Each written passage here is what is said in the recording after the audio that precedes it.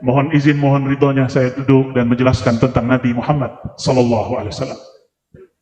Nabi mengatakan tuba liman ra'ani, udah menjadi syair. Itu hadis Nabi. Al-Jami'us betul, ditulis oleh Imam Suyuti dan hadisnya sahih. Sungguh beruntung siapa yang memandang kepadaku. Tapi yang tidak memandang Nabi, Nabi ulang itu 3 kali, di hadisnya ada yang 7 kali. Maka beruntung yang memandang orang yang pernah memandang aku. Yang memandang Rasul namanya sahabat. Di akhir zaman, yang ruhaninya memandang ruhaniah Rasulullah disebut ikhwan. Rasulullah mengabarkan nanti di akhir zaman akan muncul ikhwani. Itu ruhnya memandang ruhaniah Rasulullah sallallahu alaihi wasallam. Abu Jahal ketemu Rasul atau ketemu Muhammad bin Abdullah? Abu Lahab melihat Muhammad bin Abdullah enggak? Lihat, tapi dia tidak lihat Muhammad Nabiullah. Dia tidak lihat Muhammad Rasulullah sallallahu alaihi wasallam.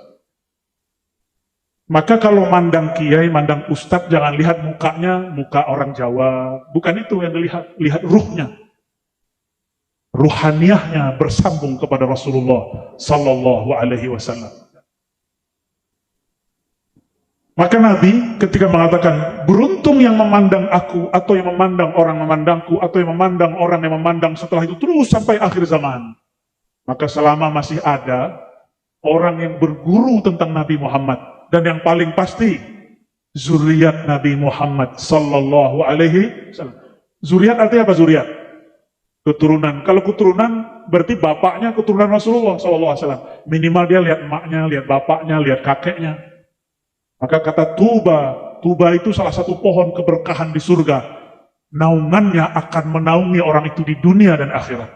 Maka saya mengatakan dari hati paling dalam, inni uhibbu zuriyatan Nabi sallallahu alaihi wasallam wa warasatahu. Saya mencintai zuriatnya dan pewaris-pewaris ilmunya. Zuriatnya para sayyid, para habaib, sedangkan pewarisnya para kiai. Dan tuba, beruntung, sungguh beruntung, alfa marrah, 1000 kali. Jika dia sayyid, dia juga alim. Dia jika alim, dia juga syarif sayyid. Dan hampir semua pendiri pesantren, pengajar pesantren, itu zuriat ulama-ulama sayyid di masa dulu. Cuma sayangnya, para kiai dulu tidak seperti orang Arab, menyimpan nasab. Saya tadi tidak sempat ziarah kepada Mbah Jabar, atau As-Sayyid atau As-Syarif Abdul Jabbar. Beliau juga zuriat Nabi Muhammad sallallahu alaihi wasallam. Dan pendiri-pendiri pesantren di tanah Jawa ini kebanyakan zuriat beliau. Maka mencintai para kiai ini juga cinta kepada zuriat Nabi sallallahu alaihi wasallam, ya. Tapi farmnya sudah nggak ada. Kalau Habib Abdurrahman masih ada, Al-Attas. Benar Habib ya? Ya, mohon maaf kalau salah Habib. Sahih ya? Alhamdulillah. Barakallahu fikum. Mau cerita nggak Bapak Ibu? Mau cerita apa teori? Hah? Teori? Nah, kalau bapak-bapak maunya ngaji, serius. Kalau ibu nggak maunya cerita. Kita gabung aja ya. Suatu kali Sayyid Abdullah ini nama lainnya Az-Zabihan, Az-Zabih Asani lebih tepatnya. Sayyid Abdullah pulang dari berdagang. Sampailah di kota Mekah. Ternyata di sekitar kota Mekah saat itu banyak orang Yahudi, baik kaum perempuan ataupun laki-laki. Dan semuanya mereka ini hafal kitab Taurat. Ketika sampai di suatu gang, Sayyid Abdullah bin Abdul Muttalib dipandang oleh seorang perempuan Yahudi yang hatinya tajam. Apa kata si perempuan ini? Wahai hamba Allah, masuklah ke rumahku, nikahi aku. Mau gak digituin mas? Mau digituin? Jadi Sayyid Abdurrahman, Habib Abdurrahman jalan nih, tahu-tahu ditarik masuk rumah, Beb kawin yuk gitu. Kan gawat itu. Tapi jamaahnya Habib mau katanya. Mau ya? Sayyid Abdullah bin Abdul Muttalib ketika ditarik mau. Tapi ketika diajak menikah, tiba-tiba wajah perempuan itu hilang. Dia tidak melihat perempuan itu, yang dia lihat wajah nenek-nenek. Dia langsung lari keluar, dan dia cepat menunggang kudanya, dan pulang ke rumahnya. Ternyata sampai di rumah, ayahnya yang bernama Abdul Muttalib, beliau menyampaikan satu kalam, "Wahai Ananda Abdullah, aku baru saja menkhitbahkan, meminangkan bagimu seorang perempuan cantik bernama Aminah. Maka dilangsungkanlah pernikahan. Ankahtuka, aku nikahkan engkau dengan anakku," kata Wahab. Maka dijawab oleh dia, "Qabiltu," aku jawab, aku terima. Sahlah malam itu, menikahlah mereka, dan malam pertama pun datang. Kalau malam pertama, gak usah dibayangkan ya. Ya, yang belum doa aja. Nyicil-nyicil ngapalin doa, Bismillahirrahmanirrahim. Ya, nyicil-nyicil doa. Yang belum hafal. Yang sudah hafal gak usah dihafalin lagi, berarti curigai nanti. Malam itu terjadilah mana yang layak terjadi antara suami dan istri. Maka berhubunganlah secara sah Sayyid Abdullah dan Sayyidah Aminah. Di malam itulah berpindah. Ternyata Sayyid Abdullah di wajahnya ada nur. Cahaya itu membuat Abdullah menjadi laki-laki yang paling viral di zamannya. Paling terkenal di masanya. Tapi malam itu nurnya berpindah kepada Sayyidatuna Aminah. Besok agak kesiangan bangun Sayyid Abdullah. Abdullah kemudian kepikiran, kemarin ada yang ngajak nikah, kayaknya enak juga nih nikah. Maka dia jalan-jalan lagi lah ke gang yang kemarin dia diajak nikah oleh si perempuan Yahudi. Maka bertemulah dia dengan perempuan itu. Sekarang Sayyid Abdullah yang ngajak nikah. Apa kata si perempuan? "Ya Abdullah, qad zahaba anka an-nur." Wahai Abdullah, di wajahmu sudah tidak ada cahaya yang kemarin aku lihat. Ternyata nurnya telah pindah kepada Sayyidah Aminah. Jadi bapak-bapak yang sudah menikah ini nurnya sudah pindah semua ini. Pak Wabu punya nur ya? Udah pindah ya? Bapak ibu yang makan Allah, malam itu juga hamillah Sayyidah Aminah. Itu tuh dibaca Makiyah itu. Malam itu hamil, malam itu juga Sayyidah Aminah bermimpi didatangi Sayyidina Jibril. Apa kata Sayyidina Jibril? "Wahai Aminah, engkau akan mengandung Sayyidul Alamin, penghulu alam semesta." Malam besok datang malaikat Mikail, malam berikutnya malaikat, para nabi, mulai dari Nabi Adam sampai Nabi Isa. Ibu-ibu, ada yang mimpi ketemu Nabi Adam nggak? Nggak ada. Ketemu Nabi Yusuf, Nabi paling ganteng. Tapi kata Nabi Muhammad, gagahnya Nabi Yusuf nisfu jamali, baru setengah gantengnya aku. Itu Nabi Yusuf, setengahnya Nabi Yusuf nggak ada di sini. Jadi alam ini Allah ciptakan dengan jamalnya, keindahannya. Seperempat keindahan itu diberikan kepada Sayyidina Yusuf. Setengahnya diberi ke Nabi Muhammad. Dan seperempatnya lagi dibagi-bagi. Dari awal penciptaan alam semesta, dibagikan ke bukit, ke gunung, ke bintang, ke wajah ibu-ibu nih ya. Ke mas-mas ini. Berarti kita ini 0,0000000 sekian ya. Itu yang kita rindu-rindu itu Pak ya. Aku kangen ya. Kangen wajahmu ya. Ngeliat wajahnya itu cuma 0,000 sekian persen. Tapi untungnya wajah Nabi itu yang aslinya tidak diperlihatkan kecuali kepada yang Allah kasyafkan. Nah, kembali kepada Sayyidah Aminah. Kalau ada orang mimpi ketemu Nabi, itu orang soleh bukan? Hatinya bening nggak? Tapi kok ada ya orang sekarang ngajarin orang tua Nabi musyrik, pernah dengar nggak? Pernah dengar? Coba buka di YouTube, ketemu orang tua Nabi di neraka, termuntar. Itu yang ngomong begitu, ketemu Rasulullah nggak pernah. Mimpi Nabi nggak pernah, mimpi Sayyidina Jibril nggak pernah. Mimpi basah sering. Orang kayak gini berani mengatakan orang tua Nabi musyrik. Kalau musyrik masuk neraka nggak? Maksud saya apa? Kalau ada orang mengajarkan orang tua Nabi musyrik masuk neraka, ini orang nggak kenal siapa Nabi Muhammad Sallallahu Alaihi. Tadi dibacakan khairul maulud, ya khairal maulud, wahai zat yang sebaik-baik dilahirkan di muka bumi, dan yang melahirkannya adalah ibu yang terbaik di alam semesta. Bidannya ibu siapa bu? Waktu lahirin anak? Asia, bidannya ini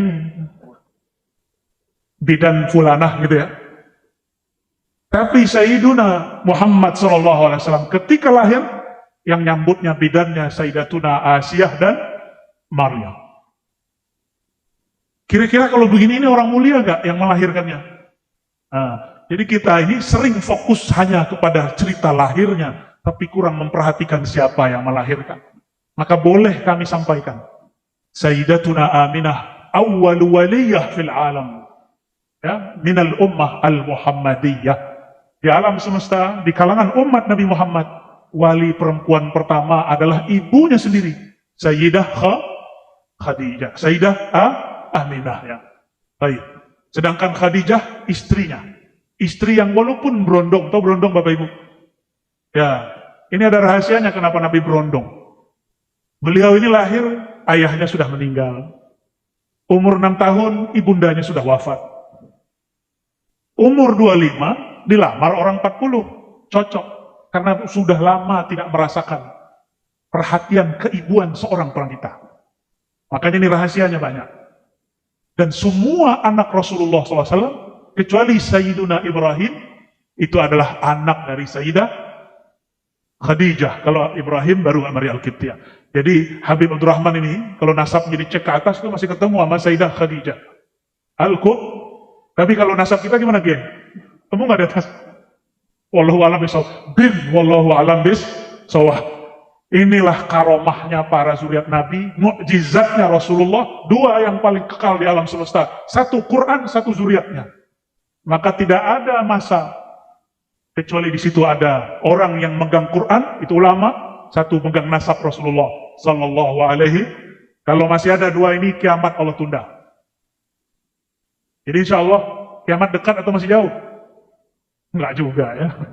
BBM jadi naik. Sayyidah Aminah, malangnya seorang istri, baru 3-4 bulan, bahkan di riwayat lain 2 bulan hamil. Suaminya berangkat pergi berdagang, ternyata sakit di tengah jalan. Tidaklah pulang kecuali namanya dan kabar berita, inna lillahi wa inna ilaihi raji'un. Kira-kira sedih gak ibu? Suami pergi berangkat kerja, pulang cuma nama. Sedih gak ini yang nonton bola? Anaknya berangkat nonton bola, pulang cuma nama. Sedih gak? Sedih. Gimana mas? Anak kita, adik kita pergi nonton bola, pulang cuma nama. Sedih gak? Kalau nggak ngerasain nggak sedih. Tapi kalau pernah ditinggal mati oleh orang terdekat, kalian rasakan sedihnya. Sedihnya tidak tanggung. Nggak tanggung-tanggung kehilangan. Sayyidah Aminah, sedihnya bukan main. Suaminya berangkat sehat, tidak ada masalah, pulang cuma nama. Jasadnya pun tidak pulang, dikubur di tengah jalan. Tapi Sayyidah Aminah, perempuan yang setiap malam bermimpi bertemu para malaikat, para nabi. Inilah yang disebut mubasyarat, kabar gembira. Para kiai pun tidak mimpi ketemu Sayyidina Jibril. Aminah mimpi ketemu Jibril. Mimpi ketemu Nabi Adam sampai nabi-nabi yang paling besar, ulul azmi. Inilah yang menghibur Sayyidah Aminah. Maka pendek cerita, lahirlah Sayyidina Muhammad Sallallahu Alaihi. Apa yang terjadi? Dalam hadis Imam Ahmad, Imam Darimi, dan Imam Al-Hakim, Imam Tabrani, imam-imam yang lain disebutkan, Nabi Muhammad SAW mengatakan, laqad ra'at ummi nuran. Ketika aku lahir, ibuku tidak melihat darah. Yang dilihatnya apa? Nuran, cahaya. Maka Nabi Muhammad SAW, salah satu namanya adalah An-Nur. Inilah yang disebut di dalam surat An-Nur ayat 35. Allahu nurus samawati wal ard. Allah lah cahaya, sumber cahaya langit dan bumi. Masalu nurihi, nur yang kedua, kata Imam Qadiyat, dinukil daripada imam-imam tabi'in dan sahabat. Nur yang kedua, Nur Muhammad Sallallahu Alaihi Tapi hari ini muncul ustadz-ustadz gadungan. Apa kata dia? Nur Muhammad gak ada. Gak ada kajian Nur Muhammad, bid'ah. Mau ditangkap nih. Itu yang dibaca oleh Habib setiap malam, itu syair menyebutkan Nabi Muhammad itu Nur Muhammad sallallahu alaihi wasallam. Kok saya berani nyebut gadungan? Ini kan kasar sekali. Loh, mereka lebih kasar kok. Orang tua Nabi disebut musyrik, Nur Muhammad disebut bid'ah. Di negara seberang, jiran, ada seorang ustadz bilang apa? Nur Muhammad itu ajaran Majusi. Pernah dengar nggak? Majusi apa? Nyembah apa Majusi? Nyembah api. Itu jahilun bin murakkabin. Udah jahil murakkab. Apa Bib? Kencengin Bib, namanya Bib. Pakai mic Bib. Orang udah jahil, terus murakkab dari double. Double. Ngeri kali Bib. Ada loh orang begitu dan dapat panggung. Tapi itulah akhir zaman. Itulah akhir zaman. Maka nanti jangan heran, ciri-ciri orang yang telah menyimpang dari Ahlus Sunnah wal Jamaah suka ngaji begitu. Membicarakan orang tua Nabi masuk neraka, musyrik. Yang kedua, menolak kajian cerita riwayat tentang Nur Muhammad SAW. Ini cek nanti ya, di sekitar kita nanti ada nggak begitu. Itu harus diluruskan benar-benar. Padahal Nur Muhammad ada di Quran. Apa kata Nabi tadi? Laqad ra'at ummi nura. Ibundaku Aminah tidak melihat apa-apa kecuali nur, cahaya. Di saat Sayyidatuna Aminah melihat cahaya itu membuat mata Aminah, beliau di Mekah tapi matanya melihat sampai kepada negeri Syam, negeri Rum, negeri Persia. Itu Persia punya Majusi, apinya padam. Seumur-umur itu api nggak pernah padam. Aminah lihat padam. Rum punya singgasana yang tinggi, itu pagar-pagarnya roboh. Sayyidah Aminah nggak punya YouTube, nggak punya Facebook, nggak punya TikTok, nggak punya TV, tapi bisa lihat. Itu pakai apa ngelihatnya? Pakai Nur Muhammad sallallahu alaihi wasallam. Maka kalau dalam syair-syair disebut nur, itulah rahasianya. Jamaah yang memuliakan Allah Subhanahu wa taala. Kemudian baginda Nabi Muhammad SAW disusui oleh keluarga pamannya Hamzah. Setelah itu ada pasar khusus seperti di lapangan singgahan ini. Itu ngumpul ibu-ibu yang ingin menyusui orang-orang Mekah. Ibu-ibu ini berasal dari satu negeri dan satu suku kabilah namanya Sa'diyah, Bani Sa'd. Dari semua ibu-ibu yang antri, tidak ada satupun yang minat dengan seorang perempuan yang bernama Halimah Sa'diyah. Kenapa? Udahlah bajunya kucel, badannya kurus. Semua emak-emak sama bapak-bapak takut kalau yang nyusuin Halimah, anaknya nanti kehausan. Anaknya nanti kurang susu. Akhirnya, sudah habis, sudah pulang semua emak-emak yang gendut-gendut. Ya. Dulu belum ada KB, tapi perempuan minum air aja langsung menjadi daging. Ya. Apalagi minum susu. Walhasil, Nabi Muhammad ini juga diputar ke emak ini nggak mau, emak ini nggak mau, padahal seger-seger. Tahu Pak Bupati, Wakil Bupati, yang seger-seger gimana? Tahu ya? Badannya seger. Tapi Sayyiduna Muhammad kecil tidak pernah minat. Kenapa?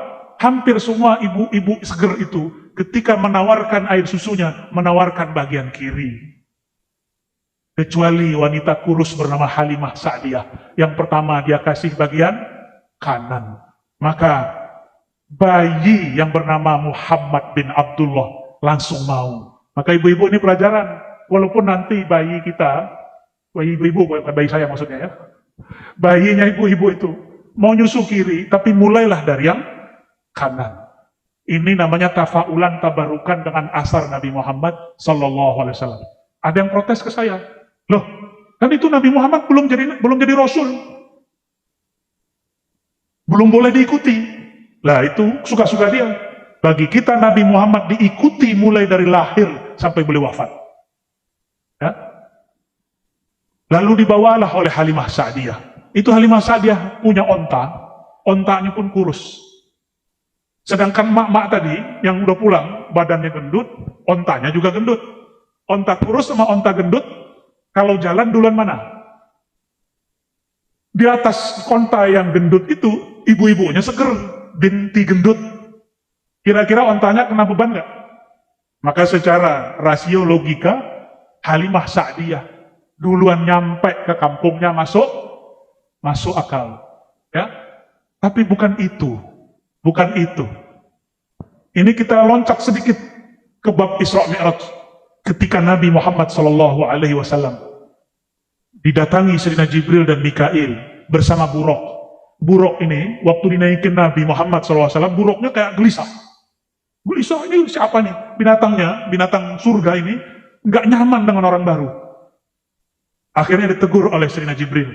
Hei buruk, tidak ada makhluk di alam semesta ini yang menunggangimu lebih mulia daripada yang engkau ada sekarang di bawahnya.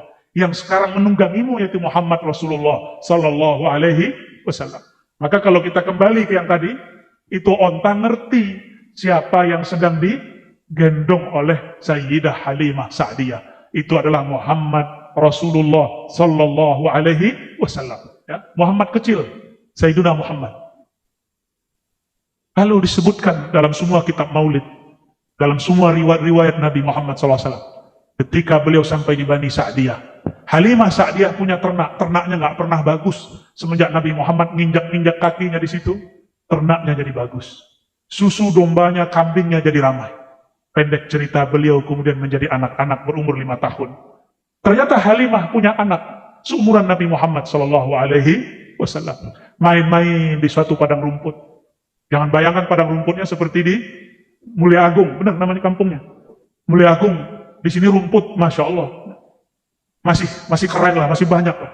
Di sana jangan dibayangkan padang rumput seperti di sini. Padang rumputnya dikit-dikit. Kemarin Pak Wabu Haji lihat nggak rumputnya dikit sekali. Di sela-sela batu, Nabi Muhammad main petak umpet lah kira-kira sama saudara susunya. Tiba-tiba muncul ada makhluk bersayap. 2 makhluk terbang dari langit, mendarat. Kira-kira kalau itu terjadi di kita, kabur nggak? Maka jangan minta-minta ada malaikat turun. Muncul nongol, kabur kita. Melihat seperti itu, Nabi Muhammad kecil tidak kabur. Malaikat yang bersayap itu, malaikat Jibril dan Mikail. Kata malaikat Mikail, bahasa Arabnya nih, huwa-huwa. Apa arti huwa-huwa? Huwa-huwa artinya apa? Huwa, apa arti huwa? Diakah yang disebut-sebut di langit itu? Diakah yang digosipin di langit itu? Jadi Nabi Muhammad ternyata namanya sudah viral di langit. Orangnya belum nongol. Itulah yang beliau sebutkan dalam hadis yang sahih.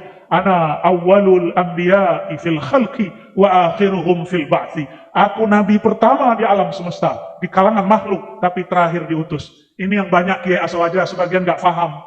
Dikira Nabi Muhammad baru jadi nabi umur 40. Nggak bisa membedakan antara bi'tsah dengan nubuwah.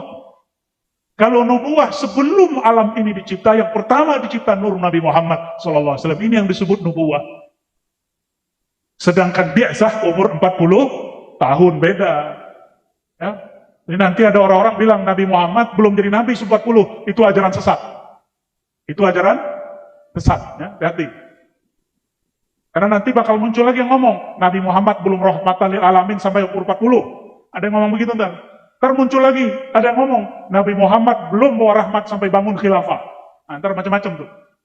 Itu semua ajaran menyimpang dari ajaran Ahlus Sunnah wal Jamaah. Nabi Muhammad sebelum diutus, sebelum dilahirkan, beliau sudah jadi Nabi dan sudah bawa rahmat.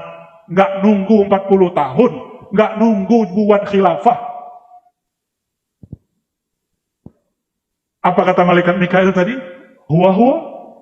Apakah dia yang bernama Muhammad yang viral di hadapan malaikat itu? Nah, malaikat Jibril mengatakan, iya. Lalu, malaikat Mikail ambil Nabi Muhammad kecil 5 tahun. Kalau 5 tahun, anak kita 5 tahun masih kecil gitu. Masih PAUD. Ingat gak dia cerita dia masih kecil? Kebanyakan gak ingat, tapi Nabi Muhammad selalu ingat. Ini hebatnya beliau. Diambil, digendong oleh Sayyidina Mikail, lalu dibelahlah dadanya, dibedah, Dikeluarkan jantungnya, dibersihkan semua dosanya. Ada 2 titik hitam. Pak Wabub, kalau dibuka dada kita, titik hitamnya banyak nggak? Nggak kehitung. Nabi Muhammad cuma punya 2 titik hitam, langsung dibersihkan oleh malaikat Jibril. Wajar di hatinya nggak ada iri dengki. Masalahnya, ini kalau dada dibedah, pingsan nggak? Bisa pingsan.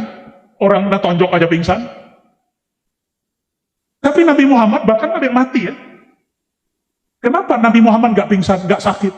Karena yang membedah malaikat Jibril badannya bukan badan begini, badannya badan nuriyah, badan cahaya. Jadi membuat operasi badannya itu secepat cahaya, tidak ada rasa sakit sama sekali. Pendek cerita, ternyata saudaranya ini lari ke rumah, mencari ayah ibunya, dan menangis, wahai ayah bunda, saudaraku dibunuh. Sayyidah Aminah, kalau dengar dibunuh, pasti stres. Maka Halimah yang menjadi ibu susunya saat itu kemudian mengejar langsung. Dikejarlah langsung. Sampai di padang rumput ternyata Sayyidina Muhammad masih main-main. Maka dipeluklah oleh Sayyidatuna Halimah Sayyidah. Halimah Sa'adiyah bertanya, Ya Muhammad, Ya Ghulam, wahai Ananda, apa yang terjadi pada engkau? Maka Sayyidina Muhammad SAW menceritakan, wahai ibunda, tadi ada 2 malaikat turun, ada makhluk bersayap turun, lalu membelah dadaku, membersihkan isi jantungku. Setelah itu aku sehat lagi. Kira-kira ibu-ibu kalau dengar anaknya cerita gitu gimana? Anak saya gila kali ya gitu. Ya, benar ya? Dulu anak saya cerita, Bi, tadi malam mimpi ketemu Nabi Muhammad, saya kira anak saya habis nonton TikTok. Ternyata beneran dia mimpi ketemu Nabi Muhammad SAW. Saya yang nggak ngerti. Nah itu terjadi. Kalau mimpi pun kita nggak percaya, gimana kira-kira kalau itu terjadi. Tapi Halimah Sa'adiyah mendengar seperti ini, dia langsung gendong anaknya pulang. Nabi Muhammad, anak susuannya. Apa katanya kepada suaminya? Wahai suamiku, esok kita kembalikan Ananda Muhammad kepada ibunda kandungnya. Sampailah besok di kota Mekah. Apa kata Sayyidah Halimah Sa'adiyah? Wahai saudariku Aminah, tahukah kamu apa yang terjadi pada anak kita Muhammad? Dia hampir saja terbunuh. Katanya ada orang yang membelah dananya, lalu jantungnya diambil. Kira-kira kalau diceritain begitu, ibu-ibu ketakutan nggak? Nggak ketakutan. Tapi Aminah tersenyum. Apa kata beliau? Kalau bahasa kitanya, kamu norak. Saya melahirkan Muhammad, ro'aitu nura. Yang aku lihat cahaya bukan darah. Maka aku tahu ini anak luar biasa. Nabi Muhammad Sallallahu Alaihi Wasallam. Lalu Nabi Muhammad hiduplah di Mekah. Ini nggak mungkin saya ceritakan semua. Saya ceritakan satu saja yang paling luar biasa. Sebelum nanti sholawat ditambah. Nabi Muhammad Sallallahu Alaihi Wasallam mengatakan, ketika aku melewati pohon-pohon, melewati bukit-bukit, gunung-gunung, bebatuan, ma marartu bi syajarin wala hajarin illa wa yusallimu alaih. Tidaklah aku melewati pohon dan gunung bebatuan kecuali pohon itu mengucapin salam kepadaku. Ini coba nih bapak-bapak, ibu-ibu atau kiai lah ya. Pak Kiai, kalau pulang ntar pohonnya diluk gimana Pak Kiai? Assalamualaikum Pak Kiai. Lari itu Pak Kiai itu. Padahal beliau umurnya sudah seumuran Rasulullah ini. 60 Pak Kiai? 60. Itu pohon kalau diluk ngomong, Assalamualaikum Pak Kiai. Lari beliau. Kalau Habib gimana Habib? Lewat di bukit, ini kan Tuban ini banyak bukit bebatuan. Terus batunya diluk, manggil, Assalamualaikum Habib. Kira-kira gimana? Kalau gunung kembar ya tak rangkul bisa sampai anak. Ampun ketemu Habib Jawa ya. Habib Betawi lain, Habib Palembang lain. Kalau Habib Jawa, Masya Allah. Barakallahu fiik. Nabi Muhammad melewati gunung, ini bukan gunung kembar Bib. Itu gunungnya bergetar. Pohon yang diluk dan semuanya mengatakan, Assalamualaikum ya Nabi Allah. Salam atas engkau wahai Nabi Allah. Hewan-hewan, Nabi lagi jalan. Ada arak-arakan domba. Semua domba pengen mendekat Rasulullah. Ada onta pengen ngadu ke Rasulullah. Cuma sayangnya onta ngadunya urusan perut. Bukan buah perut, Beb. Onta ketemu Rasul ngadunya urusan apa? Perut. Sama, mohon maaf nih. Masyarakat ketemu wabub, ketemu bupati, ngadu masalah perut. Coba onta kalau punya akal. Ketemu Rasulullah seharusnya bukan urusan perut yang diadukan. Yang diadukan apa? Wahai Rasulullah, beri syafaat aku, masukkan aku ke dalam surga. Itu seharusnya.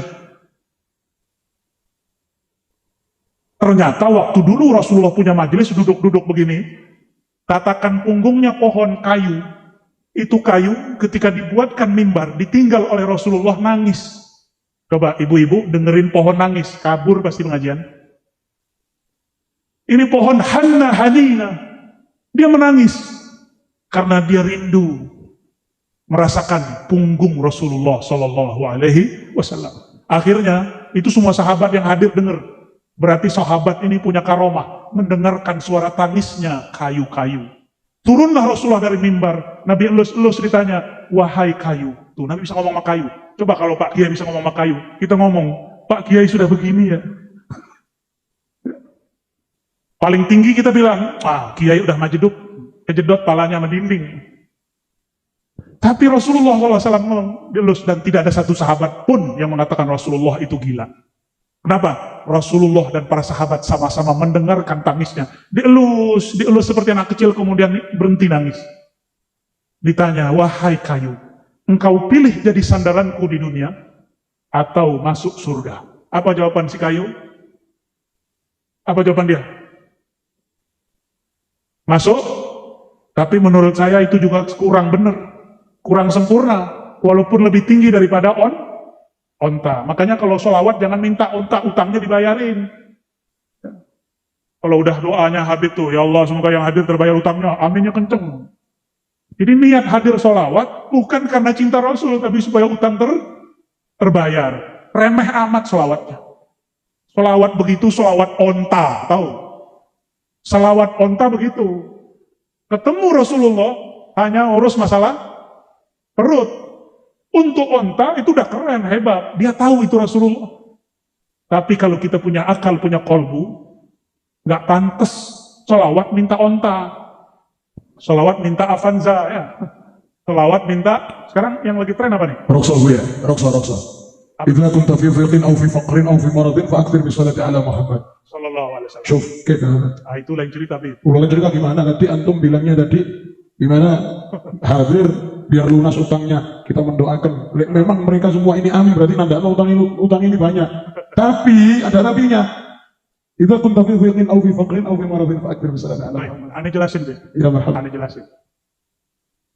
Sholawat tuh niatnya karena apa? Karena cinta ke Nabi atau cinta ke diri? Mahabbah Rasulullah. Dah. Kalau cinta ke Nabi, dapat berkah, punya penyakit sembuh. Bukan karena kita ingin sembuh, itu sholawat, itu kebalik.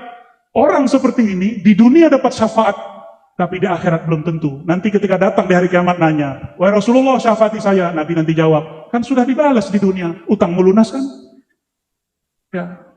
Tentu saja wa fi dunya hasanah wa fil akhirati hasanah. Nah, maka niatnya harus akhirat. Nih saya kasih tahu Bapak Ibu. Saya dulu lama ngamalin sholawat pengen kaya, nggak kaya-kaya. Saya punya sakit, nggak sembuh-sembuh.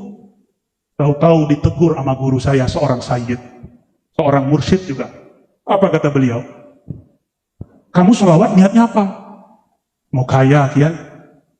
Norak. Loh kenapa? Kalau kamu niat mau kaya, kaya itu di dunia. Tapi kalau kamu niat sholawat untuk akhirat, dunia terbawa. Maka semenjak saat itu, teringatlah saya kalam Imam Abul Hasan Syazili. Apa kata beliau? Abghadul ibad ilallah. Hamba yang paling dibenci oleh Allah. Siapa?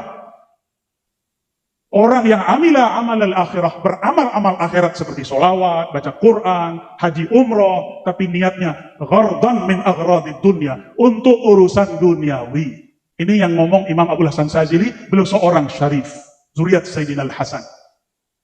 Jadi tugas kita kalau antum Habib, antum Kiai, tugasnya mendewasakan umat. Bukan membiarkan umat solawat untuk urusan remeh. Kita naikkan spiritual mereka yang tadinya solawat hanya untuk urusan izalati faqrin atau maradin, liqada'i hajatin. Sekarang kepada yang lebih tinggi. Apa yang lebih tinggi? Syafaat Nabi fid darain. Syafaat Nabi di dunia plus akhirat. Jangan hanya urusan dunia. Tugas kami itu Bapak Ibu. Ya? Maka saya minta ampun kepada Allah jika dulu pernah mengajarkan. Kalau kamu sakit solawat, itu belum selesai, masih koma. Harus diteruskan. Coba lihat solawat tibil kulub. Yang pertama kulub atau jasad. Allahumma sholli ala sayyidina Muhammad. Tibil kulub. Kulub dulu. Baru nanti abdan, baru nanti absor. Karena kolbu urusannya akhirat. Badan urusannya dunia. Akhirat dulu. Ya.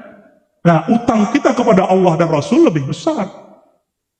Nah, Bapak Ibu yang melakukan Allah, nah itu kalau mau naik pangkat. Tapi kalau mau kayak kemarin-kemarin nggak apa-apa. Sholawat biar bayar utang, itu ada ijazahnya boleh. Ini disebut sholatul awam, sholat orang awam. Tapi kalau sholawat al-muhibbin al-arifin, sholawat orang yang kenal Allah, kenal Rasulullah, nggak begitu. Ya, sholawatnya karena Allah layak, karena Rasulullah layak disolawatin. Nih saya tanya ke Pak Bupati, Wakil Bupati. Ini contoh nih Pak Wakil, ini belum Rasul nih. Saya puji-puji lagi di majelis. Saya punya pesantren. Ini saya puji-puji ini, Wakil Bupati adil, amanah, bla bla bla bla. Dalam hati niat muji Pak Wakil Bupati supaya pesantren saya dibangun, dibantu. Berarti niatnya apa? Memuji Pak Wakil Bupati. Dunia. Benar, udah bagus, bangun pesantren kan bagus. Bagus nggak? Bagus. Tapi memuji Pak Wakil Bupati bukan karena dia terpuji, karena saya ingin dapat sesuatu. Boleh nggak? Boleh. Tapi Pak Wakil Bupati langsung tahu. Ini Kiai mulai muji ada maksud nih. Ya. Maka itu Kiai nggak bisa jadi teman ngopinya Pak Wakil Bupati. Karena dia deketin saya ada proposal setelah muji. Boleh nggak? Boleh. Tapi elok nggak? Ada orang muji Pak Wakil Bupati. Dari hati nggak ada maksud apa-apa. Orang ini cocok jadi teman ngopi. Nyaman nggak Pak Wakil? Nyaman.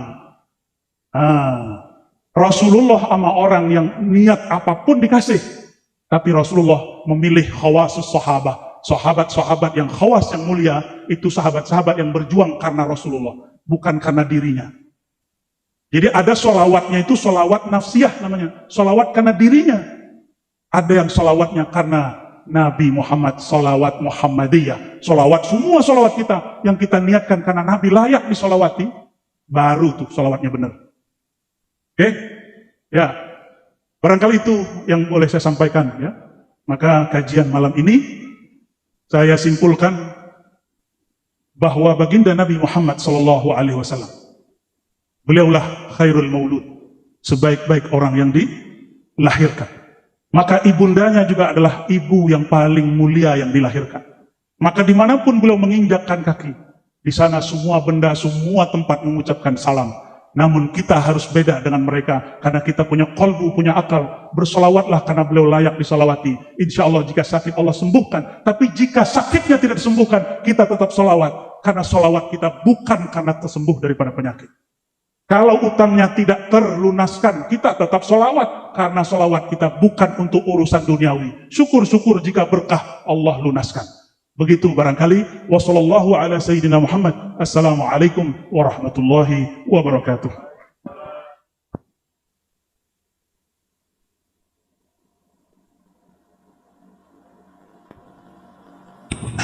Lalu ala Nabi Muhammad. Semua orang itu punya caranya masing-masing. Cara saya seperti ini, caranya Buya Razi seperti apa yang dijelaskan tadi. Namun yang berbeda itu jika kita bersama dan harmonis bersama, itu yang sangat indah. Ya. Caranya beda-beda tadi Buya Razi menjelaskan seperti itu. Kalau saya semuanya netral.